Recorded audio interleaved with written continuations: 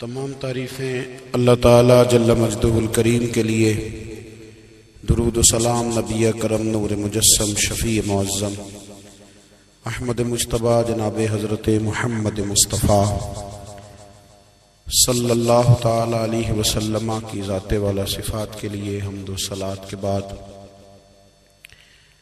عزیز دوستو، بزرگوں اور بھائیوں،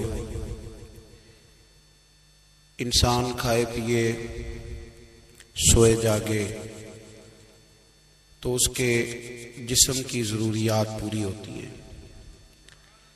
لیکن جب وہ اللہ کا ذکر کرتا ہے، نماز پڑھتا ہے، دعا مانگتا ہے، استغفار پڑھتا ہے، درود و سلام کے گجرے پیش کرتا ہے، تو پھر اس کی روحانی ضروریات پوری ہوتی ہیں۔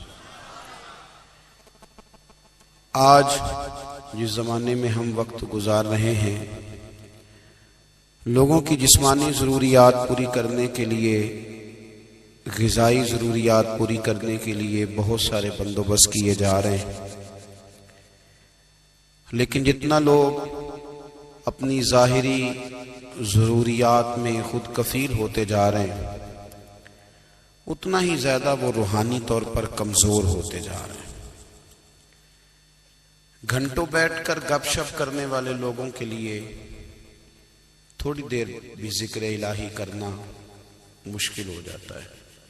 لمبی چوڑی باتیں کرنے والے، لمبے چوڑے دلائل دینے والے لوگ اور سمجھدار لوگ اور سیانے لوگ عبادت کے معاملے میں سستی کرتے ہیں، عمل کے مسئلے میں کمزور ہو جاتے ہیں۔ تسبیحات کرنا، وظائف پڑھنا، درود و سلام پڑھنا، کم بولنا، سچی بات کرنا، صبر سے رہنا، شکر کو اپنانا، قناعت اختیار کرنا، حسد، بغض، عداوت سے بچنا، یہ لوگوں کے لیے مشکل ہو جاتا ہے۔ پھر اس کا نقصان یہ ہے کہ معاشرہ ایک عجیب سی بے سکونی اور بے قراری کا شکار ہے۔ جیب میں بہت زیادہ پیسے رکھنے والا، خوش شکل نظر آنے والا، پیٹ بھر کے روٹی کھانے والا شخص بھی ڈھونڈتا پھرتا ہے کہ آخر میں پریشان ہوں کیوں۔ آپ انسانیت کی تاریخ پڑھیں گے تو آپ کو معلوم ہوگا کہ انسان نے کبھی پتھر کی پوجا کی، کبھی معاذ اللہ چاند سورج کی، درختوں کی، بتوں کی پوجا کی۔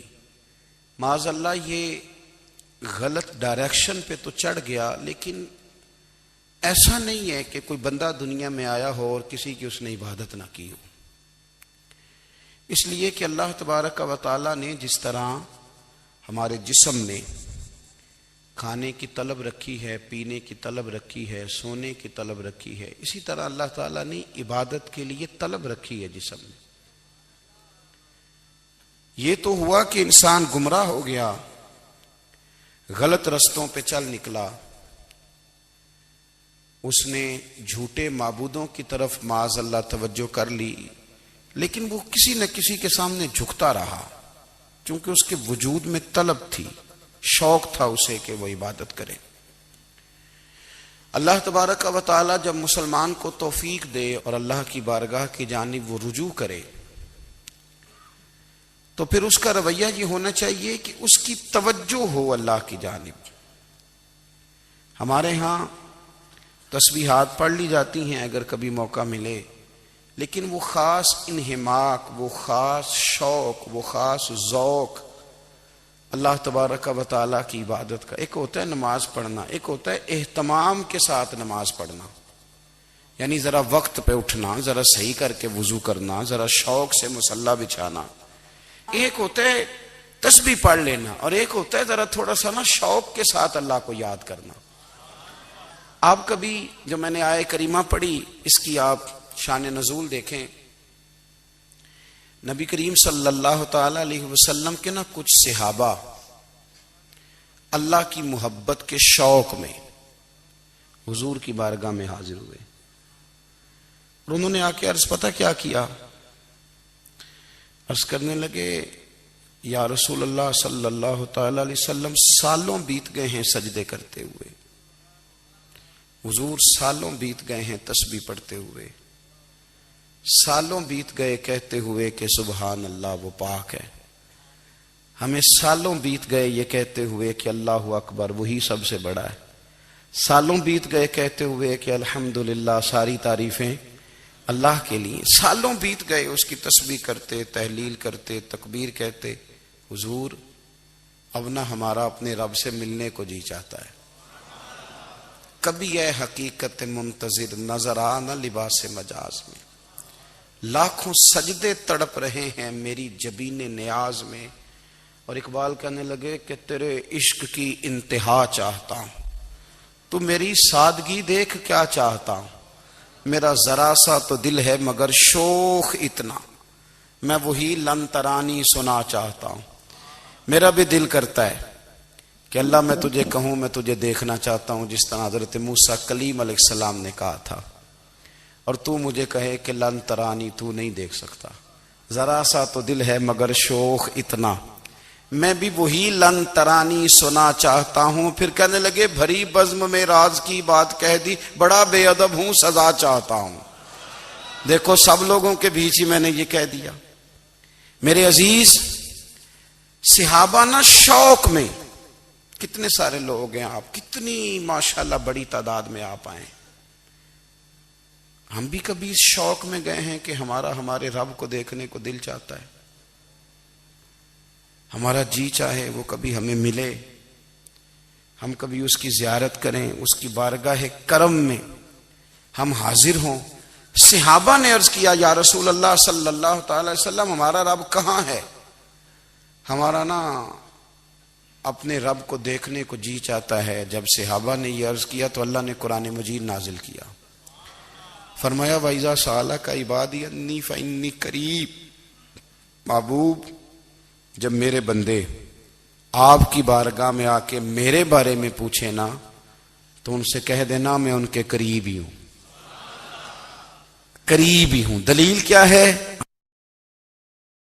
آئی اذا دان، یہ جب بھی مجھ سے دعا مانگیں گے میں ان کی دعاؤں کو قبول فرماؤں گا، میں ان کے قریب ہوں، میں ان کے قریب ہوں، یہ جب بھی دعا مانگیں گے نا میں قبول کروں گا، میں ان کے قریب ہوں۔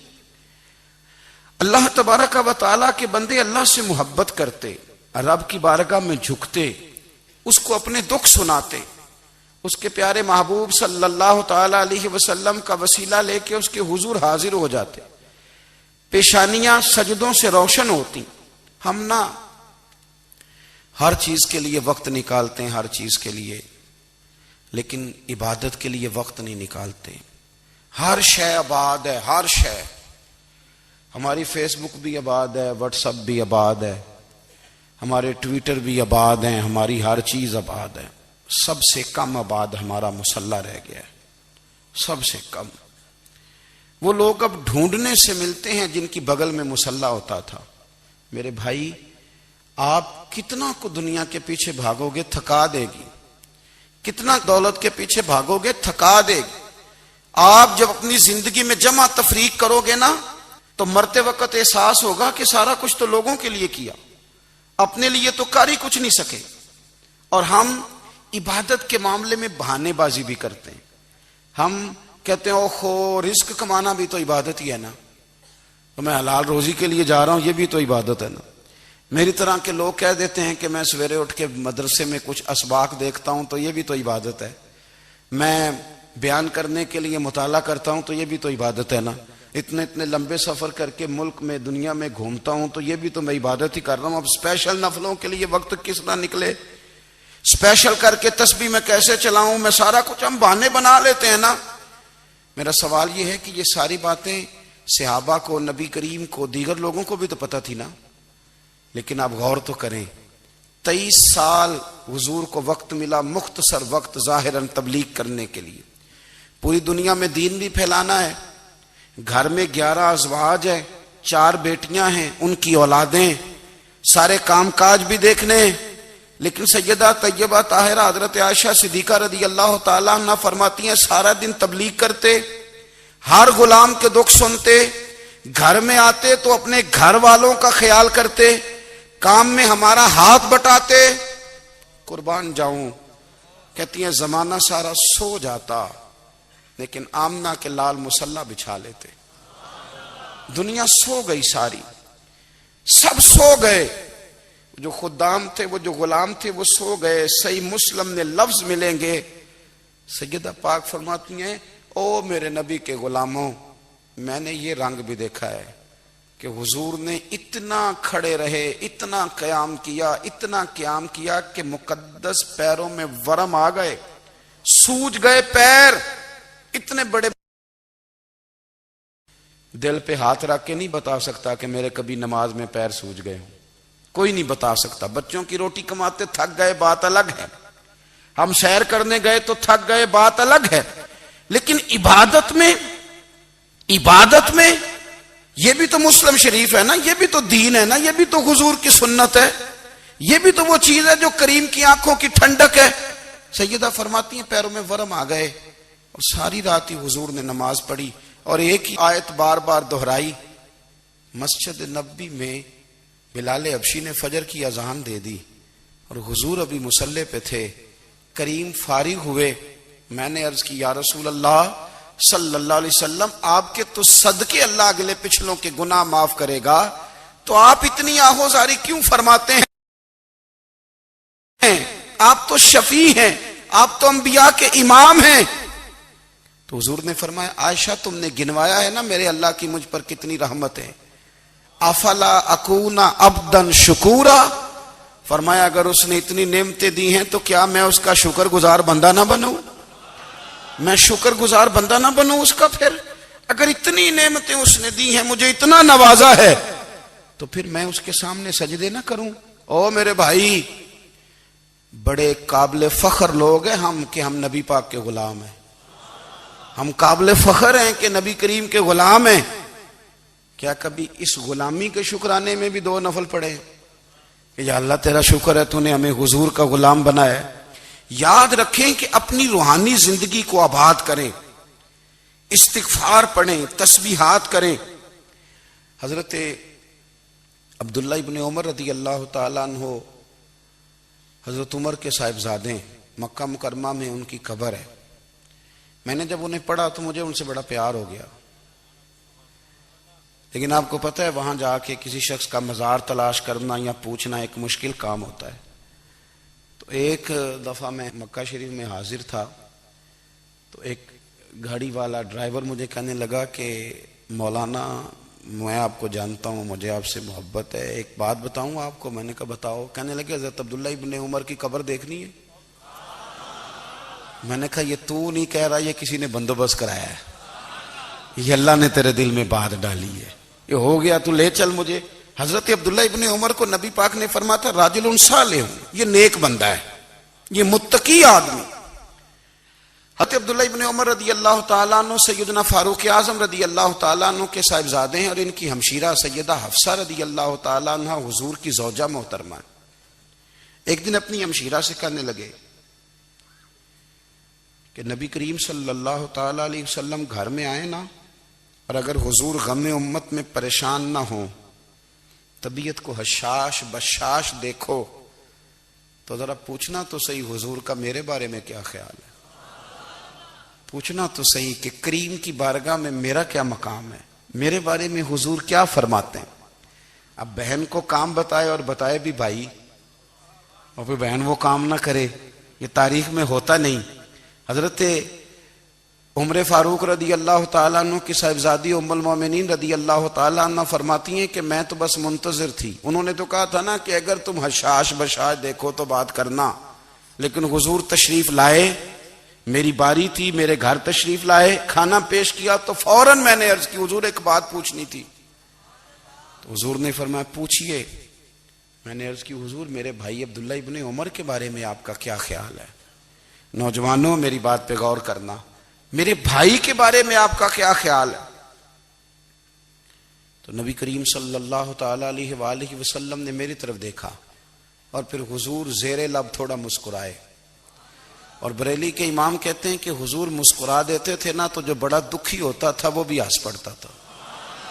اب سوال پیدا ہوتا تھا کہ پھر تو اس مسکراہٹ کے لیے انتظار کرنا پڑتا ہوگا کئی کئی مہینے کہ حضور مسکرائیں تو رونے والے ہنسیں، تو اعلیٰ حضرت فرماتے نہیں، انتظار نہیں کرنا پڑتا، یہ مسکراتے رہنا تو حضور کی عادت ہے۔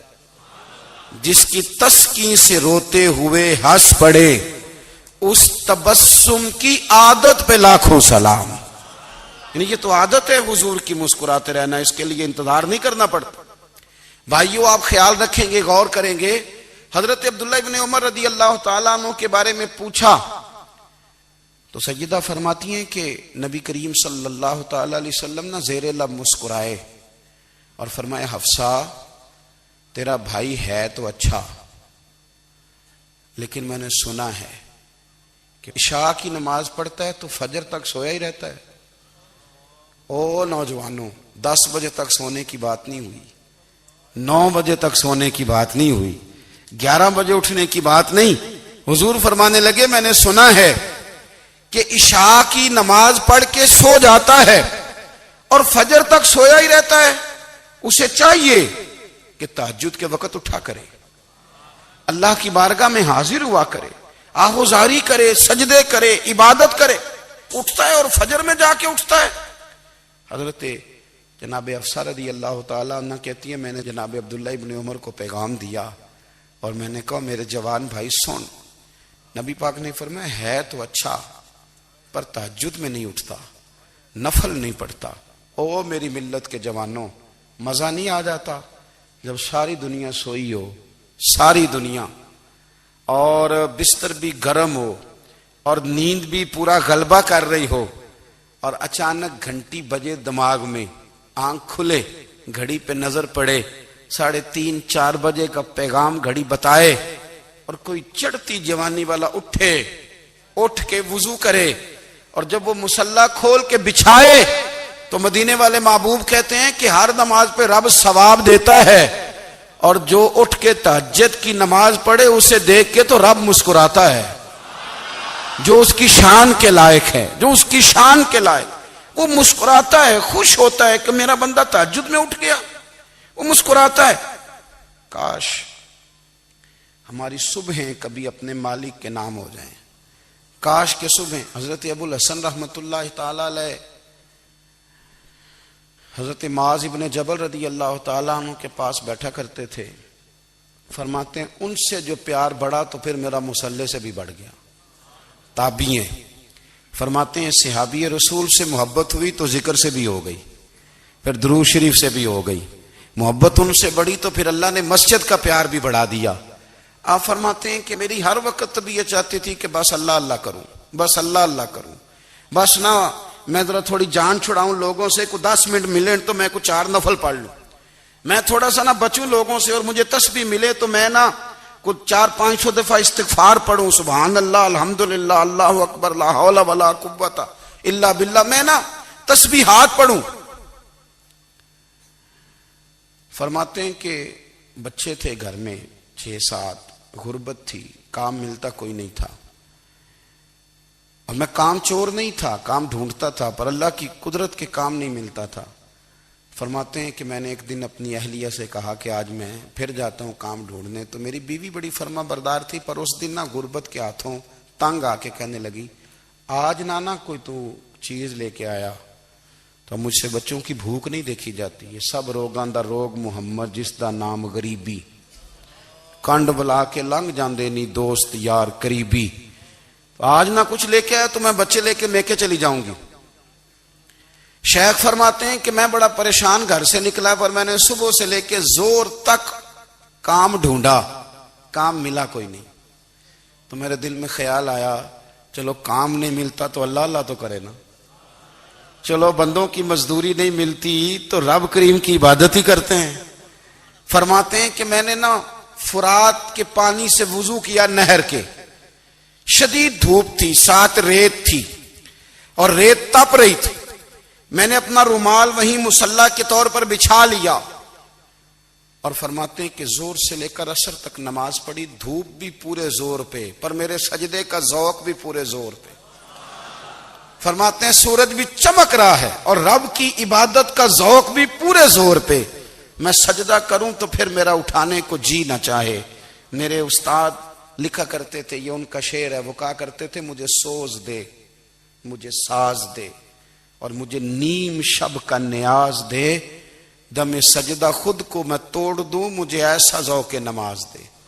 اور میں تیری بہار کا پھول ہوں، میں کھلا بھی ہوں تو تیرے لیے، مجھے میری شاخ سے توڑ لے، مجھے اپنی زلف کا ناز دے۔ بھائی فرماتے ہیں کہ عصر تک میں نے نفل پڑھے، دل ڈھلنے لگا، عصر کی نماز پڑھی اور میں وہاں سے چلا۔ اب میں جب نکلنے لگا تو دل میں خیال آیا کہ چھوٹی چھوٹی دیواریں ہیں گھر کی، بغیر کچھ لیے جاؤں گا تو بیوی دور سے دیکھے گی تو شور کرے گی کہ پھر خالی ہاتھ آ گیا ہے۔ کہتے میں نے اپنی اسی رومال میں جس پہ میں نے نماز پڑھی تھی نا، رومال میں کیا عقیدے پنجابی صافہ کہتے ہیں، اسی میں نا میں نے کچھ ریت بھر لی کہ وہ دور سے دیکھے گی تو سمجھے گی کچھ لے کے آیا ہے، چلو جا کے اسے بتا دوں گا کہ آج پھر مزدوری نہیں ملی۔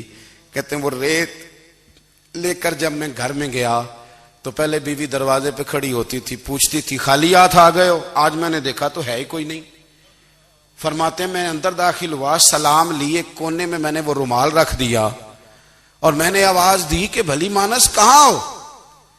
تو وہ کہنے لگی آپ منہ ہاتھ دھو لیں، میں روٹی لے کے آئی۔ میں نے کہا روٹی کہاں سے آ گئی؟ یہاں تو کئی دنوں کے فاقے، تو کئی دنوں کی غربت ہے، یہاں تو اس گھر میں تو فقیری ہے۔ فرماتے ہیں کہ وہ روٹی لے کے آئی اور اس وقت کی جو موجودہ نعمتیں تھیں، سمجھ لیں سلاد، اچار، ہر چیز ساتھ لائی۔ میں نے کہا کہ بچے کہاں گئے؟ کہنے لگی وہ کھانا کھا کے کھیلنے گئے، آپ کھانا کھا لیں آ جاتے۔ کھانا اس نے چن دیا۔ میں نے حیرت انگیز لہجے میں ساری نعمتیں اپنے دسترخوان پہ دیکھ کر کے بیوی سے پوچھا یہ کہاں سے آیا کھانا؟ بچوں کو تو نے کہاں سے کھانا کھلایا؟ یہ سارا کچھ کیسا ہے؟ تو کہنے لگی پتہ نہیں آج آپ کس کریم کی مزدوری کرنے چلے گئے تھے، پتہ نہیں کس کریم کی، میرے گھر میں تو اتنی نعمتیں آئی ہیں کہ مجھ سے سنبھالی نہیں جا رہی، اتنا اناج ہے، اتنا گندم ہے، کس کریم کے دروازے آج چلے گئے تھے؟ یہ کہتے کہتے وہ اٹھی اور اٹھ کر کے کہنے لگی پہلے ہی بڑا کچھ آیا تھا، اب کیا لے آئے ہو؟ اور جا کر کے نا اس نے وہ ریت والا رومال کھولا، کہنے لگے میں تو لے کے آیا تھا ریت، تو میرے رب نے اسے بھی سونے اور ہیرے بنا دیا تھا۔ جب آپ کی توجہ اللہ کی جانب، میرے نبی پاک صلی اللہ تعالی علیہ وسلم نے فرمایا ہر چیز اپنے رب سے مانگ، ہر چیز مانگ، ہر چیز مانگ۔ یا رسول اللہ کیا کچھ؟ میرے محبوب نے فرمایا تیرے گھر میں نمک بھی ختم ہو جائے تو وہ بھی اپنے رب سے مانگا کر، تو مانگنا وہ تجھے دے گا، تو اس کی بارگاہ میں کشکول طلب دراز تو کرنا۔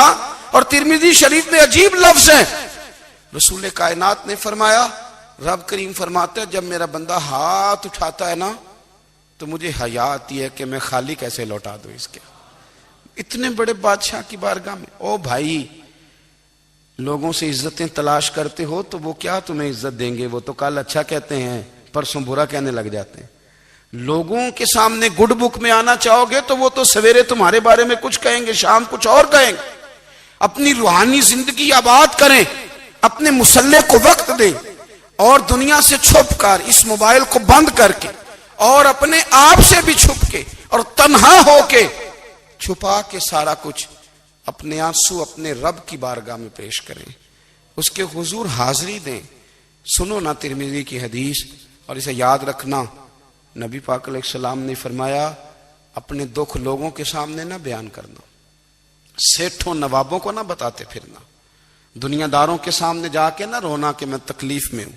فرمایا اگر دنیا داروں کو دکھ بتاؤ گے رب تمہیں کبھی غنی نہیں کرے گا، اور لوگ ہیں کہ الٹا مذاق اڑائیں گے۔ آپ کی جس سے بڑی پکی یاری ہے نا، پکی، وہ تب تک پکی ہے جب تک آپ نے 50,000 مانگا نہیں، اور جس وقت آپ نے کہہ دیا کہ میں مجبور ہوں میری مدد کر تو پھر ختم ہو گئی دوستی۔ لوگوں کی تعلقات آپ کے ساتھ تب تک ہیں جب تک آپ ان سے کوئی ضرورت وابستہ نہیں کرتے۔ کریم محبوب فرمانے لگے بندوں کے سامنے دکھ نہ بیان کرنا، اللہ تجھے کبھی غنی نہیں کرے گا، تو اپنے دکھ اپنے رب کو بتا، تو دعائیں مانگ، تو اس کی بارگاہ میں حاضر ہو، تو اس کے حضور عرض کر۔ فرمایا اپنے دکھ اپنے رب کو بتا، وہ جلدی کرے یا دیر سے کرے تجھے ساری دنیا سے بے نیاز کر دے گا، تجھے کسی کا محتاج نہیں رہنے دے گا۔ اپنے مسلح کو، اپنی دعاؤں کو. ایک بزرگ فرماتے ہیں میں نے دعا مانگنے کا طریقہ اپنی بیوی سے سیکھا. دعا مانگنے کا طریقہ اپنی، سیکھنے والے تو اپنے بچوں سے بھی سیکھ لیتے ہیں، سیکھنے والے تو ہر ایک سے سیکھتے ہیں. وہ کہتے ہیں میں نے دعا مانگنے کا سلیقہ اپنی بیوی سے سیکھا ہے. حضرت وہ کس طرح؟ فرمانے لگے میری بیوی نے نا مجھے کوئی کام بتایا، کچھ پیسوں کی ضرورت کے لیے کہا، تو میں نے اسے کہا کہ بھئی ابھی میرے پاس نہیں ہے، کچھ دنوں میں آتے ہیں تو میں دے دوں گا.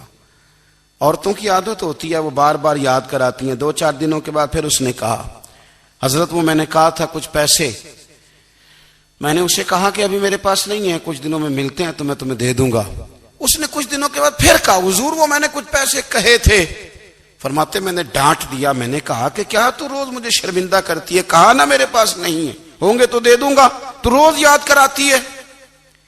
فرماتے ہیں اس نے پہلے تو میری ڈانٹ کو سہا، پھر میرے سخت جملوں نے اس کی آنکھوں میں آنسو پیدا کر دیے، پھر اس نے اپنے آنچل میں اپنے اس دکھ کو سمیٹا، اور پھر اس نے ایک جملہ کہا تو میں رو پڑا اور مجھے اپنے رب سے مانگنے کا طریقہ آ گیا.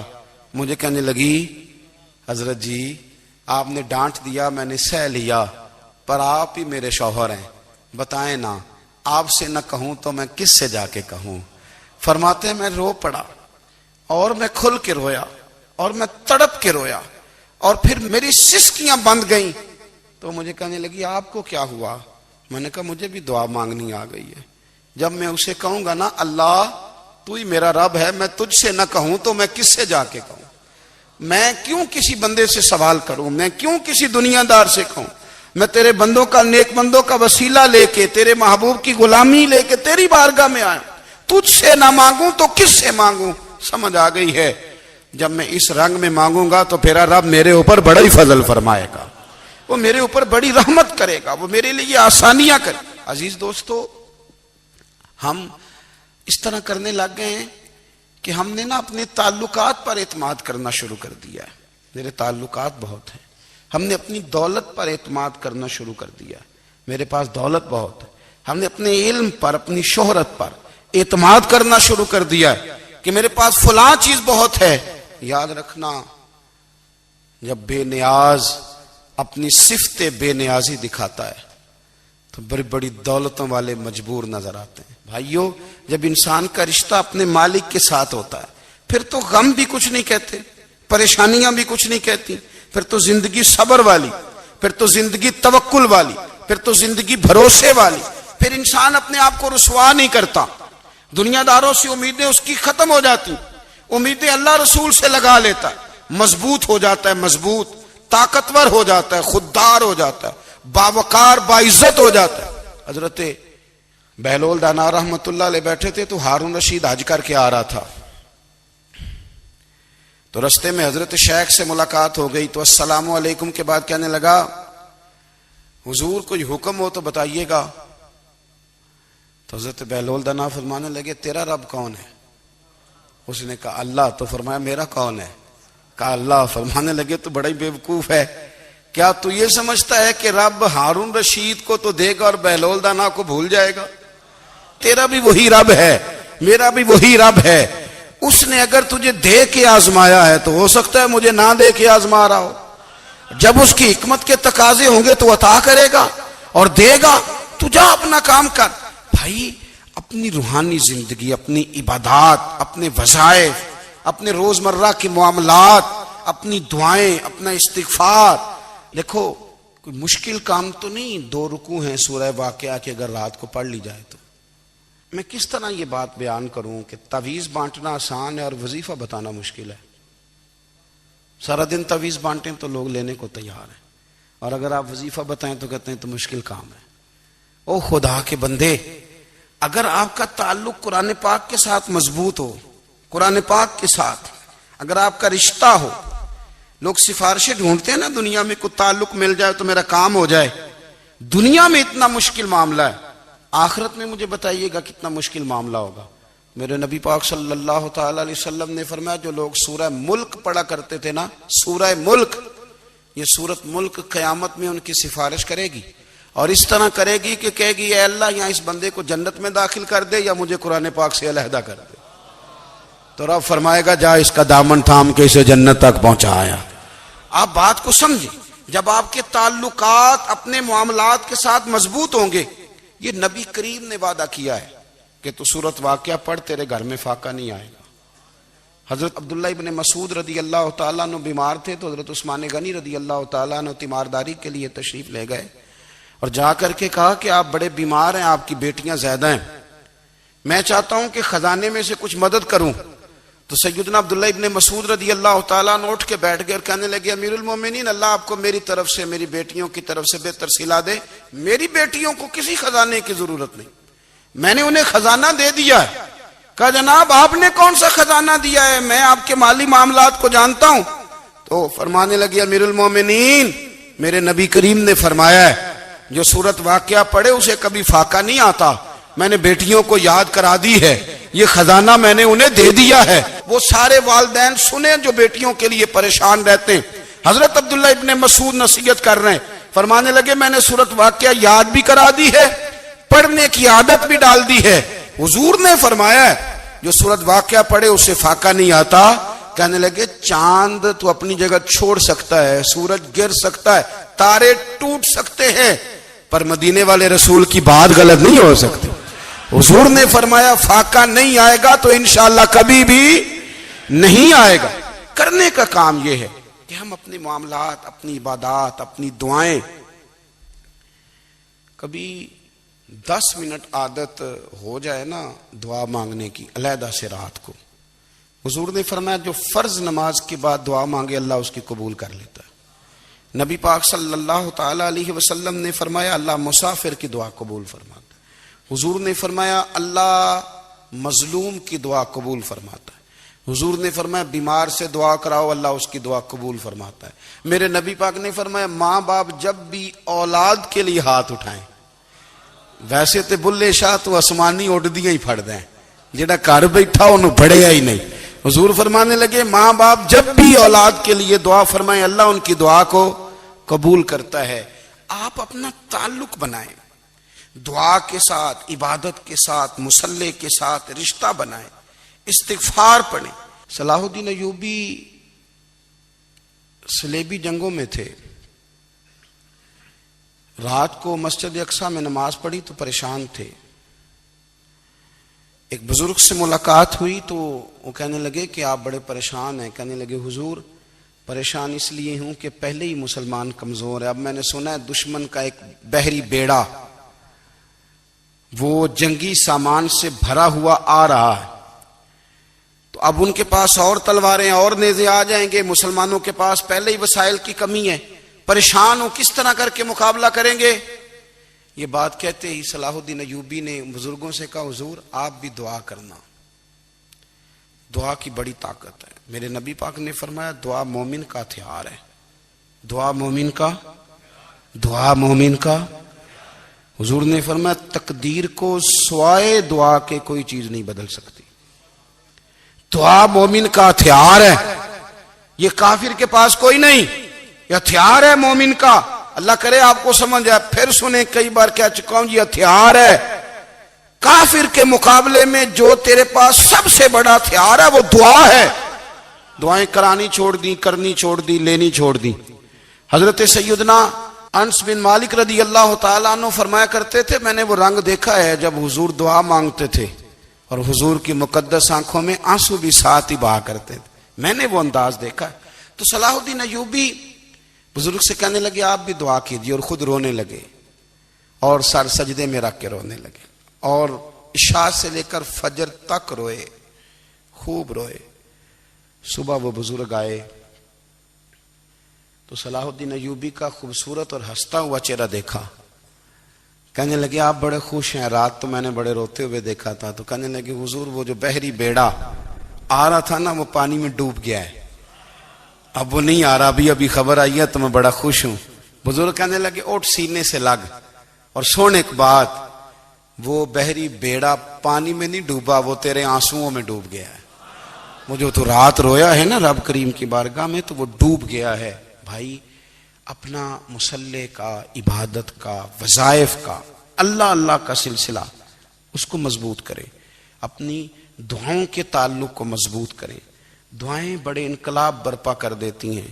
ہم تھوڑے تھوڑے نا جب سے خشک ہوئے ہیں نا، خشک، اور میری تو جماعت ہی صوفیاء کی جماعت تھی، ہم تو داتا علی اجمیری کی جماعت سے، ہم تو خواجہ اجمیری کی جماعت سے، ہم تو شیخ احمد فاروق سرہندی کی جماعت سے، ہم تو صوفیاء کی جماعت۔ ہماری جماعت نے بھی وہ تعلق جو ہمارے بزرگوں نے بنایا تھا۔ بزرگ اللہ کے قریب کیسے جاتا ہے؟ تو ہمارے یہاں نا بہت سارے لوگ کہتے ہیں جی نظر ہو گئی تو کام ہو گیا۔